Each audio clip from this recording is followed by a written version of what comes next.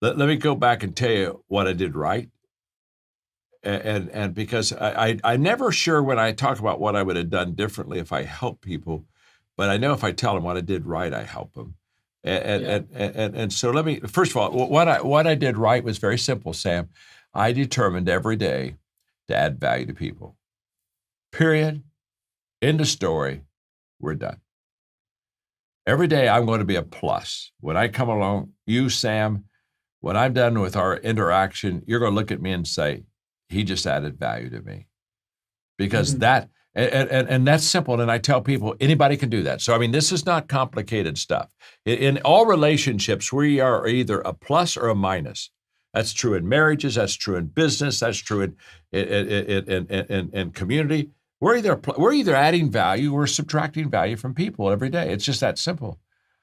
Mhm. And so I intentionally, in the beginning, said I'm going to add value to people every day. Now, that I didn't always know how I was going to do it. I didn't always know how to do it, but I just knew I was going to add value to people, and that I was going. When I came away from a relationship with somebody, they were going to look at me and say, "I want him around me because he makes me better."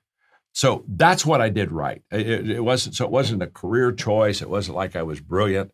It was just that I was very committed to every day. And by the way, I do that. I do that now. I do that now. I mean, every day I value people, think of ways to add value to people, look for ways to add value to people, do things that add value to people, and encourage people to add value to each other every day.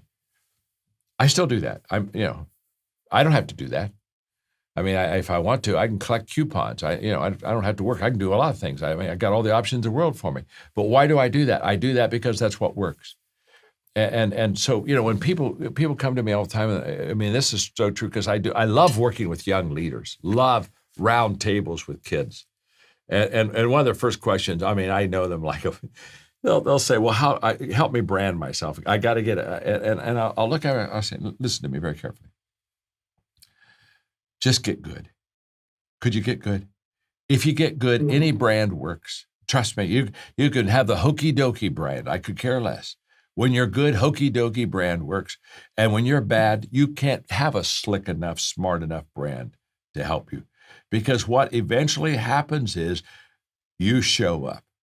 And you either show up good and adding value to people, or you show up bad and you're taking value from people. And so that's what I did right. What I did wrong, and there, I mean, now I did what I did right in 5 minutes. What I did wrong, do you have an hour? I mean, no, I mean, and what I did wrong in the beginning is I tried to be someone else, but not myself, and Mhm. uh, and I looked at people that I really admired, and I thought, wow, I'll try to be like that, and I just found out within about a year and a half of starting out that it just didn't work. It just I constantly fumbled, and I think why isn't this working? Well, it wasn't working because I wasn't who I was. I was trying to be somebody that I admired, thinking I admire them. So if I'm like them, people will admire me too. And what I didn't have is authenticity. And what I've learned about leadership is people don't want a perfect leader, but they do want an authentic leader. And Mhm. and they want a leader, Sam, that just says, you know what, I blew that one. That's on me. I I didn't do that right. I made a bad decision there. Let's back up. Let's review this. Let's correct this as quickly as we can because I'm not taking us the right path. That's what they want, and it takes a little time and confidence and to get that, but I got there. I got there. In fact, fairly quick because I realized what I'm really good at is I'm good at reading the situation and saying I'm doing good or I'm not doing good here. And what I've always done well is when I'm not doing good is I don't stay there. I don't say, well, let's just double the effort. Let's see if I can get double bad here. I pull away and I pivot. And that's a word that we use in COVID now. And I shift and I say, okay, why didn't that work? And what do I need to change? And I've always been very willing to back out and say, hey, let's we got to do different. We got to do better. You just wrote a book called The Leader's Greatest Return. Yeah. And in there, we talk about developing leaders, really the level 4 influence in the 5 levels of leadership that we talk about so often. One of the things that we see in organizations that we help all around the world is this lack of leadership bench, the lack of succession planning when it comes to leaders. Talk about the importance of developing leaders, building succession plans in organizations in order for the organizations to really be scalable and sustainable beyond the leader. Well, the depth of an organization is based on how many players you have that can really produce. I love college football. You love college football. Yeah. In fact, Chris has a son that's at University of Georgia. Is a tight end, an incredible football player. You know the difference between University of Georgia football and a small college football is the depth. Mm. If you go to the second team, you go all the way down the line, all of those players, they're good players. In fact, when they move players in and out, it really doesn't make much of a difference in the game because there's a depth, there's a quality there. And why is that? Well, one is they have gifts and talents. And so when you recruit people, I tell people, I wrote a book one time called Talent is Never Enough. Yeah. I've kind of always thought I ought to write another book, a sequel to that book. Talent is never enough, but it would be good to have some. Because if you're a coach with a track and field team, and you got to have a high jumper, you don't need 7 people who can jump 1 foot. You need 1 person who can jump 7 feet. And so so when you're recruiting in your company, obviously the talent that you attract to yourself is very important. But let me say something about depth and attraction and recruiting. It's also true, and the reason we try to develop leaders so much is because we attract who we are, not who we want. That's the law of magnetism, the 21 laws of leadership. Yeah. And Chris, what that means is we are so much in training and developing people because we know the better we develop your people, the better people they attract in their recruiting. And that is so essential for the depth of the team, for the longevity of the team.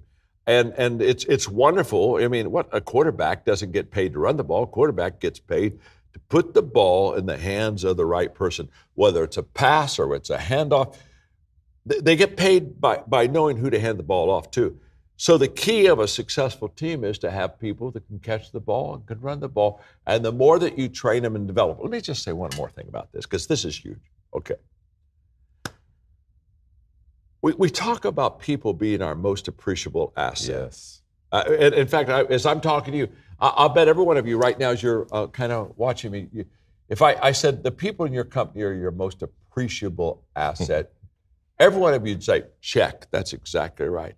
Because it's true. I mean, the buildings you build, once you build them, they're built. It's the only thing that has potential of improvement is people. The human resources. Now, what's interesting to me is we'll say the most appreciable asset we have in an organization is people, and then we won't invest in people. We won't give the time in mentoring and training and bringing. I mean, if the most important asset in my company is the people, then I ought to be investing my time, my energy, my efforts, my plans. I ought to be investing in my people to make them even more appreciable. Yeah. Which, what does that do? It then gives you, again, that depth that you're talking about in the team.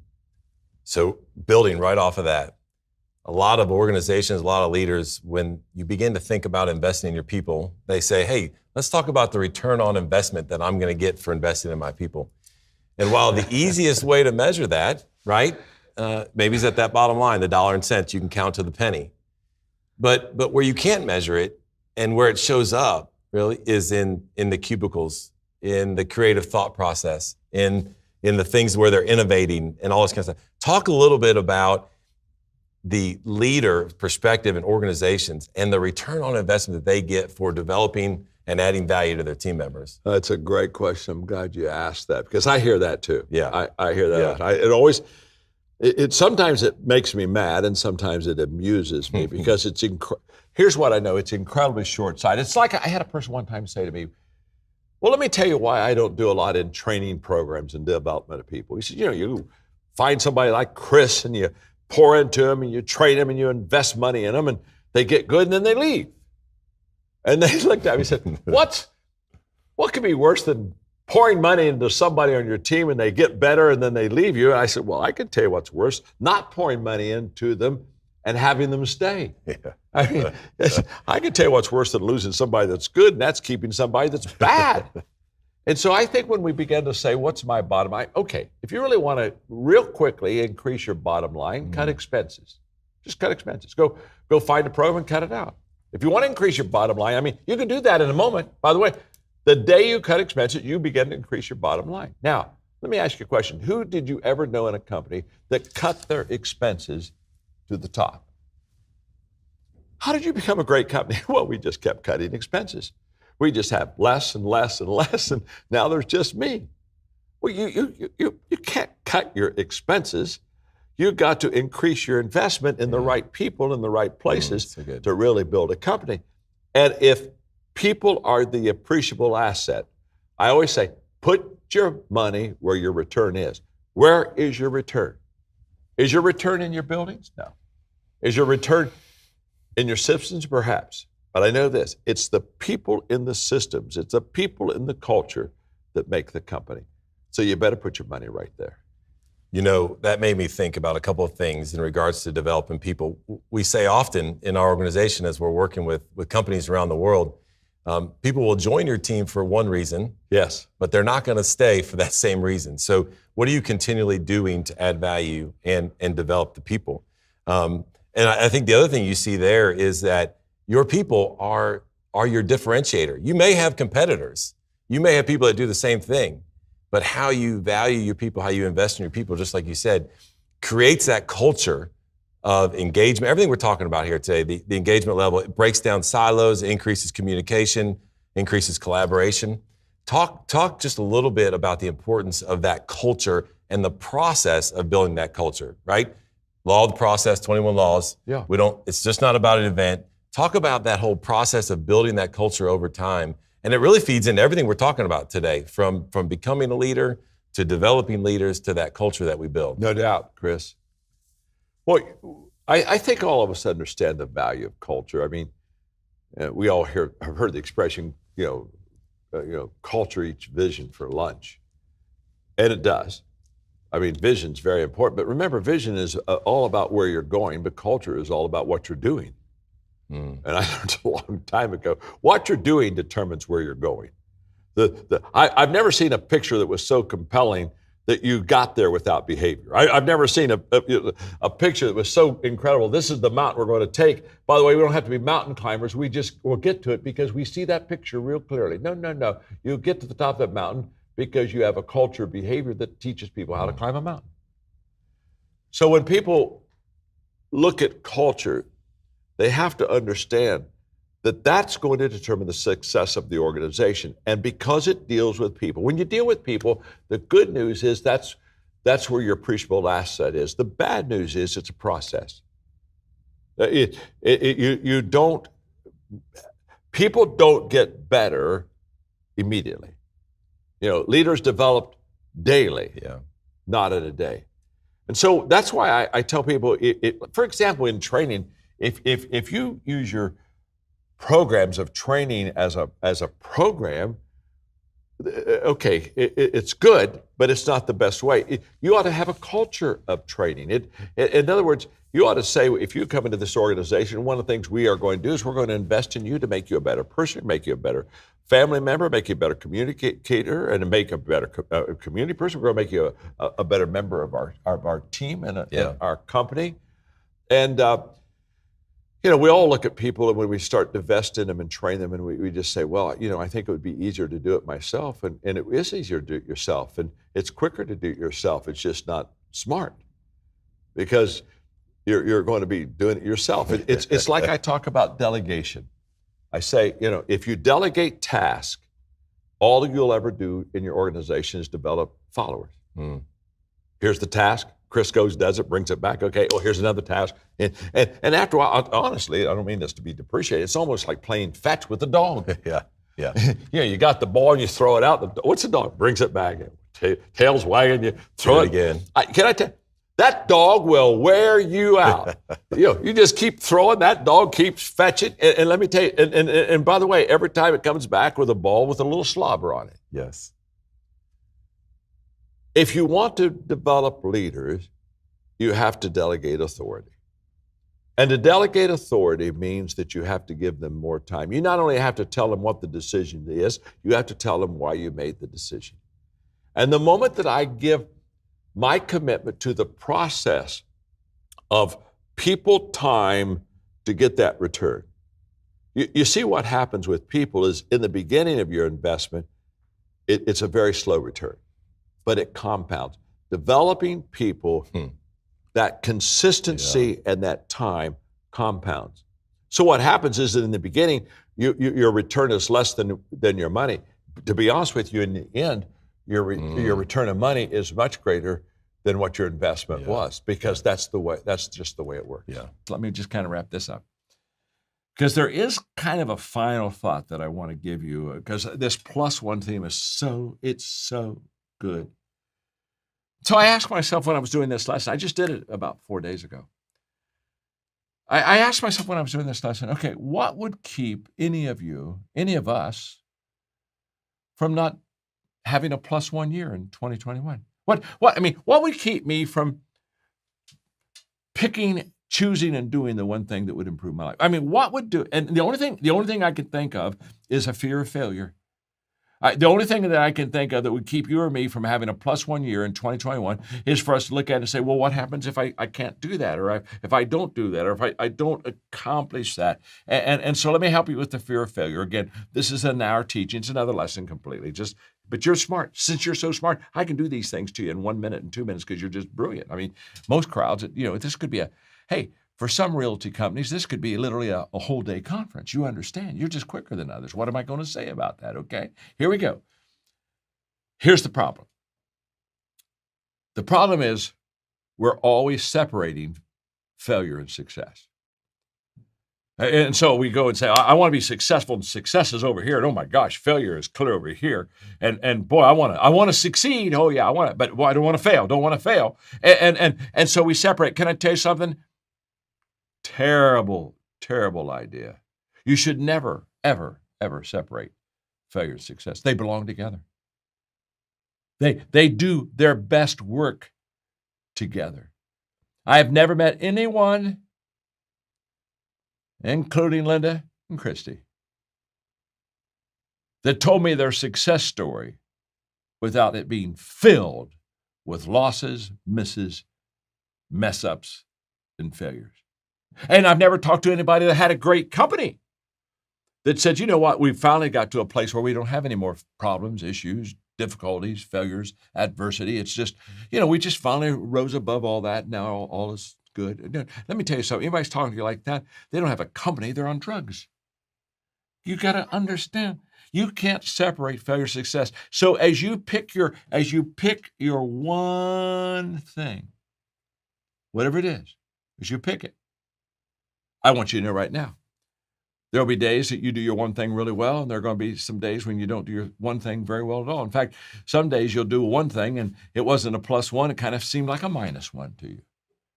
And I just want you to know it's okay. It's okay. My name's John. I'm your friend. Listen to me. It's okay. It's okay. No one ever climbs each step without slipping, falling, and failing. But it's okay. You see, the value of failure is what we learn from it. And the value of learning is how we improve in it. I'm going to go 2 minutes longer than I'm supposed to go because I just got to share this with you because it just popped in my head and I just don't want you to miss it. I have a coaching company. It's only 10 years old, but it's the largest coaching company in the world. 37,000 coaches now in 170 countries. We got it down. We understand coaching, and we certify coaches. Here's the point. That's not the point. Here's the point. People ask me how we built such a successful coaching company so quickly. It's very simple. We have what we call a cycle of success. A cycle of success. I don't have time to teach it, but I'm going to give it to you because this is worth the whole lesson. Trust me, you just start working this cycle of success, and you're going to be in major, major good woods. At the top of the cycle is test. We're always testing.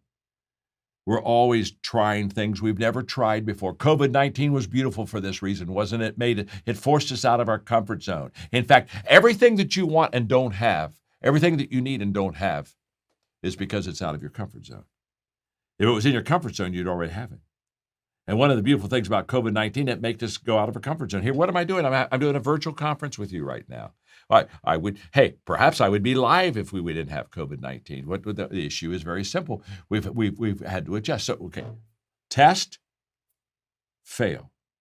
Because if you do a lot of testing, you'll have a lot of failing because you've never done things before like this. And so you're in virgin territory, so you'll have some misses. So we test, we fail, we learn. Oh my. The value of failure is what did you learn from it? 4, we improve. And finally, number 5, after we improve, we re-enter. And that cycle never stops. It's a cycle. The moment we re-enter, we test some more, we fail some more, we learn, we improve, we re-enter. But what's beautiful about that cycle is every time you go through it, you just go a little higher because you learn from what you've already done. And you just literally build your life, you build your business on it. Okay, that's it. One thing. You can do it. Trust me, I know that. My name's John. I'm your friend. I've discovered every day there are 5 things that I do. And the 5 things that I'm going to share with you right now truly, tangibly, definitely add value to others. Let me give them to you. Every day, I value people. What that means is that I look at every person and I place great value in that person. And people will say to me sometimes, well, John, you speak to the masses and you tell everybody you value them, but you don't really know those people. How can you value someone you don't know? And I said, well, that's true. I don't know the person, but I know the creator of that person. God created you in His image, after His likeness. Let me tell you something. The fact that God created you tells you how much He values you. And if God would value you enough to create you and give you a purpose in life, then by all means, I'm going to value you because of who He is and what He's done for you. Now, valuing people is very important, and here's why. If I value you as a person, then I'll look for ways to add value to you. The opposite's also true. If I don't value you as a person, I won't look for ways to add value to you. You see, how I value you is how I view you. And so, I tell leaders all the time, if you ever stop loving your people, stop leading your people. Why? Because when we don't value the people that we lead, we manipulate them. That's always wrong. Manipulating people is to move people for personal advantage. That's never right. And so valuing people is core. It's center to every person adding value to others. I add value to you because I value you. It's just that simple. So every day, I value you. In fact, that's why I'm here with Pastor Jose today. That's why I'm talking with you at Life Project, because I value you. Number 2, every day. Remember, I do these things every day. 1, every day I value people. 2, every day I think of ways of adding value to you. In other words, before I'm with you, I know that I'm going to be meeting you. I look on my schedule every day and I say, okay, well, I'm going to be with Life Project today. And so how can I add value to you? I think about adding value to you before I'm with you. This is very important. It sets me up to do the best to serve and add value to you. I can think of my grandchildren. When a few years ago I was writing a book called Intentional Living, and I was teaching them how to live intentionally, because that's so huge. The most overrated words in the English language are good intentions. Good intentions have never done anything. Nobody's life has ever been changed through good intentions. Their life is changed through good actions. And intentional living is the bridge that takes us from intentions to action. And so I was having dinner with my grandchildren, and I was talking to them about how are you going to add value? How are you intentionally going to do this the next day when you go to school? And my youngest grandchild, James, who was 9 at the time, said, Papa, tomorrow when I go to school, I'm going to open doors for people all day long. I'm going to be a door opener. And he said, I'm not only going to open up doors, he said, Papa, I tell you what else I'm going to do. I'm going to smile and I'm going to say, have a good day. So the next evening he called me on the phone. He said, Papa, I had a great day. I said, tell me about it, James. He said, I opened doors for 47 people today. 47 people. He opened doors for them. And he said, I not only opened doors for them, I smiled and I said, have a good day. Have a good day. Now, he's 9 years old. He's already understanding how to add value to people. But why did he open that many doors? Why did he smile and say, have a good day? Because he thought ahead of how he was going to add value to people. That is essential. That is key. Don't miss this. This is so important. Every day I value people. Every day I think of ways to add value to people. Thirdly, every day I look for ways to add value to people. Yes, I look for ways. Look for ways to add value to you. Now, this is important. We see things not as they are. We see things as we are. So if I'm a person that looks for ways to add value to people, guess what I'll see? Ways to add value to people. Just as if I'm a person that has no desire to add value to you at all, I won't see ways to add value to you. You see, I see what I'm prepared to see. I see what I am. That's why two people can be with you all day, and one person adds value to you. They're a plus in your life, and the other one's a minus. One is looking for ways to add value to people. And by the way, in the area of values and relationships, let me just say this because it's very essential. Every one of us, we're either a plus in people's lives or we're a minus. We're either adding value to people, or to be honest with you, we're kind of probably taking value away from people. So every day, I value people. Think of ways to add value to people. I look for ways to add value to people. Number 4, I do things that add value to you. You see, I become a person of action. It's wonderful to value people. It's wonderful to think of ways and look for ways to add value to people. But the bottom line is, did I do it? Did I do it? My dad used to tell me the parable of the frogs, where he'd say, John, 5 frogs were on a log. 4 decided to jump off. How many frogs are left? I'd say 1. He'd say, no, 5. But that made no sense at all. I'd say, Dad, you said there were 5 frogs on a log, but 4 decided to jump off. Well, if 4 decided to jump off, there's only 1 left. He said, no, just because you decide to jump doesn't mean that you did. You see, it's the action that makes the change. So every morning, I look at my schedule. I did this morning. I looked at my schedule. I knew I would be in the studio teaching, and I saw that I would be with Pastor Jose and Life Project, and I asked myself a very simple question. How do I add value to you? To you. So in the morning, I look about where I'm going to see and who I'm going to see and when I'm going to see them, and I say, how can I specifically add value to those people? Every evening, I review my day, and I ask, who did I add value to today? And how did I add value to them? I think this is essential.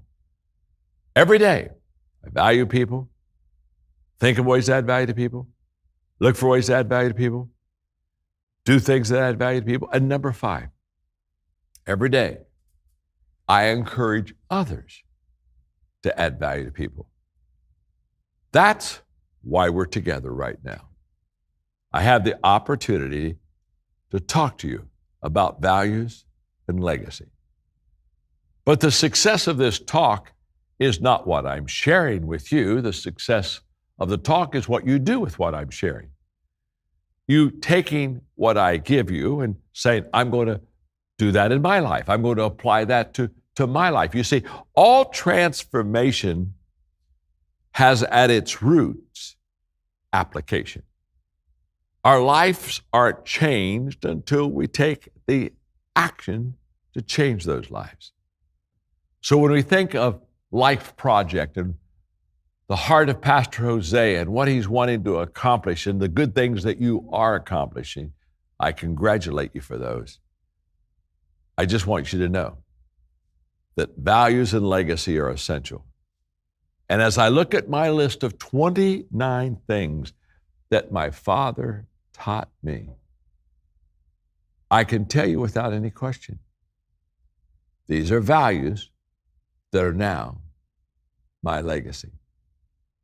I have time. Let me give you, I don't know, maybe another one or two.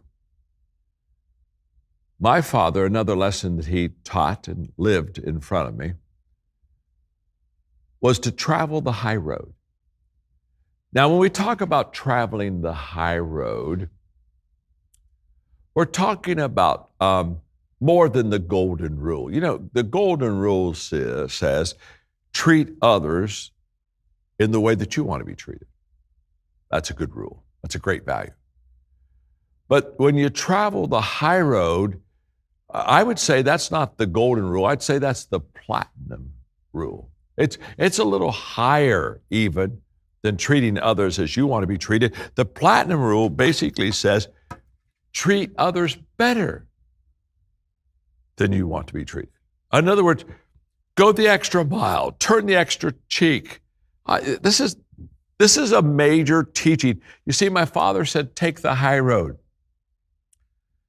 He also said, not only travel high, but travel far. There's in the Bible, there's the second mile teaching. You know, if somebody asked you to go in Bible times to walk a mile with them, you were obligated as a fellow citizen to do that. But after the mile was over, you weren't obligated to go the second mile. And Jesus said, go the second mile. In other words, do something that's beyond the law or obligation. Give a little extra effort, a little extra care, a little extra time. So my dad, he said, John, walk the second mile, travel far, take the high road, travel high. And the high road is that platinum rule: treat others better than they treat you. I saw my father do that. My father was the president of a college. And he had about 3 board members that they just gave him a difficult time. In fact, I was in college and I could tell that board meetings sometimes became very difficult because these 3 board members were pretty negative and quite jealous. In fact, 2 of them kind of wanted his job, and so it was a kind of a contentious board. It wasn't one that was building. It was kind of one that was pulling apart. And there were times when they just kind of abused my dad. Just instead of taking high road with him, they took low road. And I watched my father turn the other cheek. I watched my father smile. I watched my father live above all the pettiness of those board members. Now, as a college kid, it really made me mad. In fact, I wanted to go in and set them straight. But my father, wise, filled with the Spirit, filled with the fruit of the Spirit, love, peace, joy, long-suffering, he took the high road. My mom was the librarian at the college, and so I would have a key and I would sneak in late at night when the library, quote, was closed, and a lot of times I would study. One night I was in the library over in the corner studying, and my father came into the library. He didn't know I was there at all, and he kind of went over very close to where I was quietly, kind of hidden, singing. And he began to pray for the board members. He began to pray for those that had taken advantage of him and just had quote, done him wrong. And I listened to him as he prayed and asked God to love them and forgive them and asked God to give him a love for them and asked God to help him to take high road. He finished that prayer and he walked out of the library and he didn't know I was there. In fact, it was several years before I ever told him this story. But that night marked my life because I watched my father treat others better than he was treated. I watched my father turn the other cheek. I watched him live out this value. Today, it's ingrained in me. Not because I'm naturally a good person. It's ingrained in me because I saw it in my father. And let me tell you about the time I went from goals to growth. You see, first of all, I had a mentor who shared with me when I was in my young 20s. He asked me, he said, "John, do you have a personal growth plan?" And I did not. I didn't even know I was supposed to have a personal growth plan. And that day, he shared with me a statement that just literally changed my life. He said, "John, growth is not automatic. You do not automatically grow and get better." He also told me that if you want to go into automatic, getting older is automatic. Getting better is not automatic. So there's a difference between getting older and getting better. And he challenged me to have a personal growth plan. Wow. I'll never forget that. A little later, I listened to Earl Nightingale, who said, and this is where I made the shift from goals to growth, because I started off in my personal growth being very goal-oriented. And then I heard Earl Nightingale say that if you would spend 1 hour a day, every day for 5 years, get the picture, 1 hour a day, every day for 5 years, on the same subject, that after 5 years, you could become an expert on that subject. And I loved leadership. I was just learning leadership. And I thought, okay, I love this challenge. I'm going to take it. I'm going to spend an hour every day on the subject of leadership, every day for 5 years. And by the time I'm 30, I'm going to become an expert on leadership. So off I went. And every day I intentionally spent an hour in leadership. I read leadership books, material. I talked to leaders. I asked questions. I practiced leadership on a daily basis.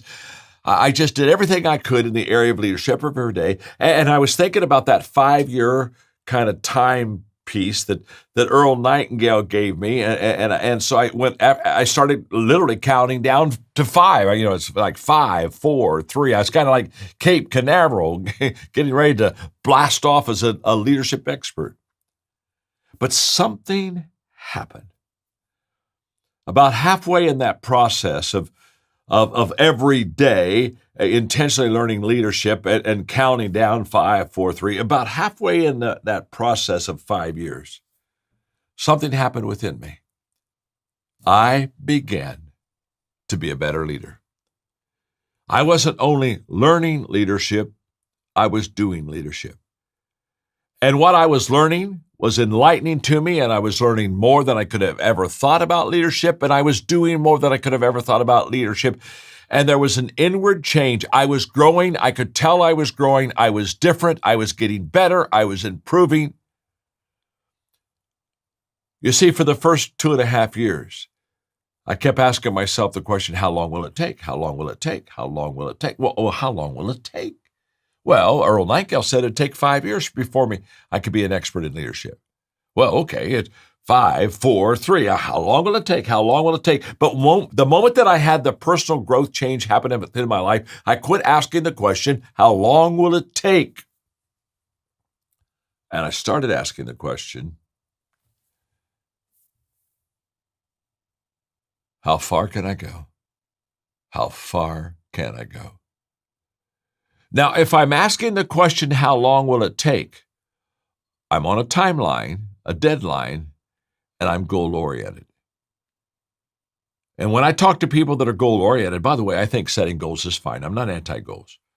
But when I talk to people that are goal-oriented, when they reach their goal, they kind of look around and say, now, what's next? What's next? But the moment that I change from asking how long will it take, being goal-oriented, to how far can I go, being growth-oriented, all of it changed. I can promise you this, if you're growth-oriented, you'll reach all the goals that you ever had in life. But when you reach your goal, you won't ask yourself what's next because you know what's next, that you're continually learning, that you're continually growing. And what I did is I left the goals, I shifted from goals, which has a timeline, to growth, which has no finish line. I'm 73. I don't have a finish line in my life. I'm still growing. I'm still learning. I'm still curious. I'm still asking questions. Why? Because I have a growth mindset, not a goal mindset. You see, when my mentor shared with me that growth is not automatic, he did me a huge favor because one of the things I teach is I use this as a visual. I share with people all the time. I put my hand in the air like I am right now, and I can just say to them that growth is not automatic. That everything worthwhile in your life is uphill. Everything. If you're going to build a great Panda restaurant, it's all uphill. There's no such thing as building a great Panda restaurant without effort, without energy, without time, without commitment. You don't accidentally grow a great Panda restaurant. It doesn't happen. It's never happened. It's not going to happen with you. It's not happening with anybody. Everything worthwhile is uphill. Now, if everything worthwhile is uphill, you can't be automatic going up the hill. You have to be intentional. Nobody automatically climbed a mountain. If you talk to somebody that's successful and said, how did you get on the top of the mountain? You never heard anybody say, oh my. I have no idea how I got up here. I just woke up and here I am on top. No. That person's not a great leader. They're on drugs. Come on. You know better than that. Everything worthwhile is uphill. So when you have a growth mindset, you are intentional to say that every day I'm going to go uphill. And the growth that I'm talking about means that you're going to have to continually make personal changes in your life, because it's impossible to grow without changing. Just as it's impossible to grow automatically, it's impossible to grow without making personal changes in your life. And that's always difficult for us because we like to stay in our comfort zone, and growth is not in your comfort zone. It's not in my comfort zone. It's outside of our comfort zone. In fact, here's what I would say to you. Everything that you need and want, but you don't have, is outside of your comfort zone. Everything. One of the advantages, I think, of COVID-19, it has knocked all of us out of our comfort zone, and it has caused us to what? Create. To think of another way to do business. Think another way to serve our people. Think of another way to add value to others. It's people say get out of the box. Well, COVID-19 kind of blew up the box, okay? But whenever we make changes, whenever we grow, it's uncomfortable. In fact, do me a favor. Just cross your arms like I am right now. Would you please? That's it. Just cross your arms. Now, let me tell you what I know about you doing this with me. You've crossed your arms thousands of times, just like me. And guess what? Every time you cross your arms, you cross them the same way. Every time. And if you cross them the other way, it would be very uncomfortable to you because you're not used to it. In fact, let's just practice it for a moment. Take your arms and just cross them the other way. And it's so uncomfortable. I mean, as soon as we do this, we go, oh my gosh, we want to get right back to the way that we're comfortable doing it. Sure we do. I do. You do. Clasp your hands with me for a moment. Now, let me tell you something. You've done this thousands and thousands of times, and every time you do it the same way. Now, there's another way to clasp your hands, but you don't do it that way. I don't do it that way. I always do it the same way. Because if we do it the other way, it'll be uncomfortable because we're not used to doing it. Let's just take our fingers and move them over one, clasp our hands. Oh my, that's very uncomfortable. I mean, we immediately go right back to what we love, what's comfortable, what makes us feel right. Now, I say that because that's exactly the challenge that you and I have. When we are going to grow and become the people we need to be, we're going to have to make some changes. I will. You will. In fact, I have a coaching company, the John Maxwell Team, that's very successful. In a little bit over 10 years, we become the largest coaching company in the world. We have, we have 39,000 coaches in 170 countries in the world. And people ask me all the time, how did you grow your company so quickly? And how have you been so successful? And I tell them it's because we have what I call a cycle of success. And I'm going to give that to you right now. It's very simple. I don't need to teach it very long, but you'll get the principle, and that's what I want you to get, the essence of what this success cycle looks like. And by the way, it's a cycle, okay? It's not a journey. You see, you can take a journey and never visit something again. You can pass it once and never see it again. That's a journey. A cycle, you continually do the same thing over and over again. But it's not that you're in a rut. Get the picture. If you can picture a cycle like this, you continually do the same thing, but every time you do them, you get better at them. And so it spirals upward for you. All right, so one last question. You just spoke to us leaders to be good or we're going to literally physically kill our people. Yeah. No pressure. Then I want you're an entrepreneur. We have a lot of entrepreneurs that listen, view our podcast. We got a lot of entrepreneurs in the room today and visually and audio listening and watching us. So you're one. So as an aspiring entrepreneur, maybe one that's just getting started, just getting their feet wet with it, or they're considering starting a coaching business, what would be your advice for them? Well, my first bit of advice is you're going to doubt yourself and you're going to think at times this is a great idea, and then you're going to think, have I lost my mind? Am I going crazy? Okay, so I'm just going to tell you that you're going to experience those thoughts too, and they may not ever go away. I have been in business for myself since 1997, okay? And there are still days where I'm like, this was an interesting path you chose, Valerie. Yeah, but I've never regretted it. I've been entrepreneurial in spirit since I would go back to 4th grade as the first time I had a little business venture. It's just a part of who I am. So I think what's really important is that you have a clear vision and that there is a purpose at the core of that vision. Your purpose is your why. How are lives better because you are here, because you have this business? And if you understand that, then you can create a compelling vision. The vision is the how. How do you carry out that purpose? How are you making that impact? Your mission should be a simple sentence. One sentence that describes your purpose, but your vision can be as long and vivid, it should be very vivid, as you need it to be so that you can see it and you'll know it when you reach it, but keep yourself reminded of it. That vision should be in front of you every single day, because purpose fuels perseverance. It will be difficult at times. Just expect it to be difficult so you're not surprised when you bump up against those challenges and you're like, oh my gosh, am I in the wrong place? No, it was never gonna be easy. Doesn't mean it's not worth it. But if you can go back to purpose, you'll have the energy to keep persevering if you understand your why. Because Mark, there were times, especially in those first 7 years, and I'm saying 7, it took 7 before I felt like, oh yeah, this is really, really going, right? And I would think over and over again, if I'd stayed in my PR job, I'd be making a lot more money. I'd have a great title by now.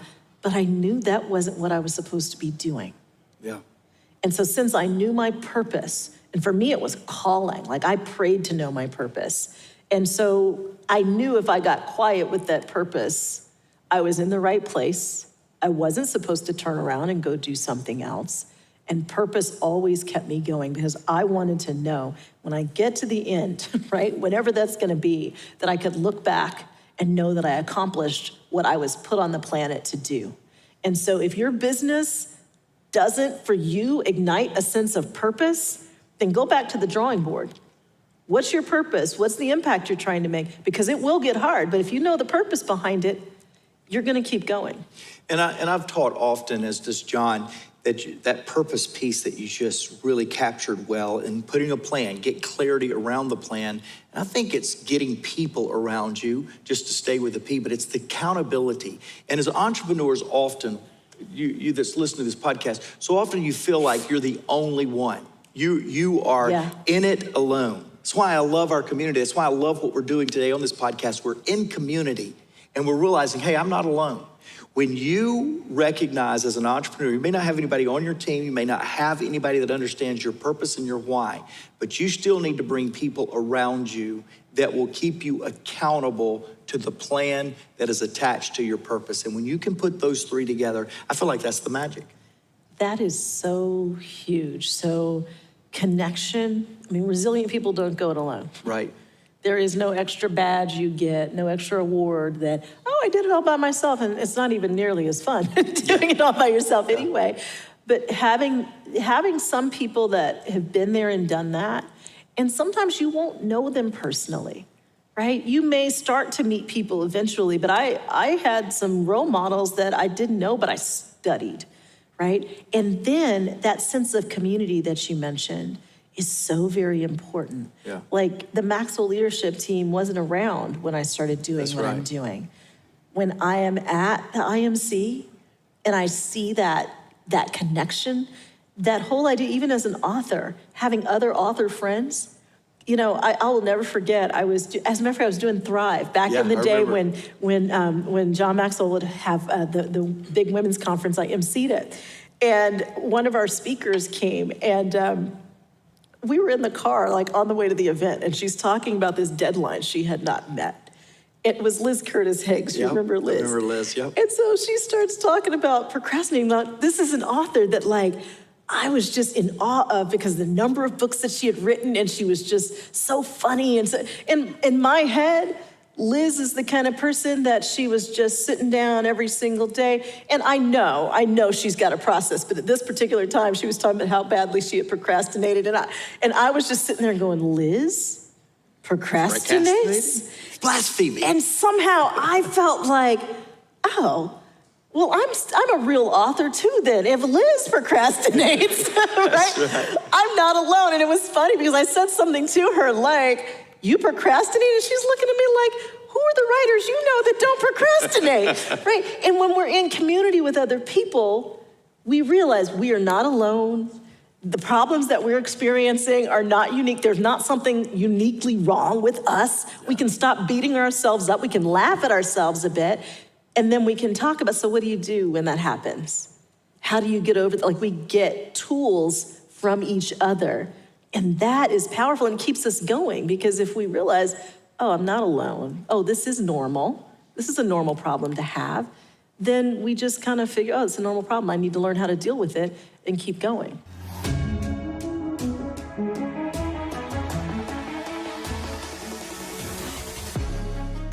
Welcome to the Maxwell Leadership Executive Podcast, where our goal is to help you increase your reputation as a leader, increase your ability to influence others, and increase your ability to fully engage your team to deliver remarkable results.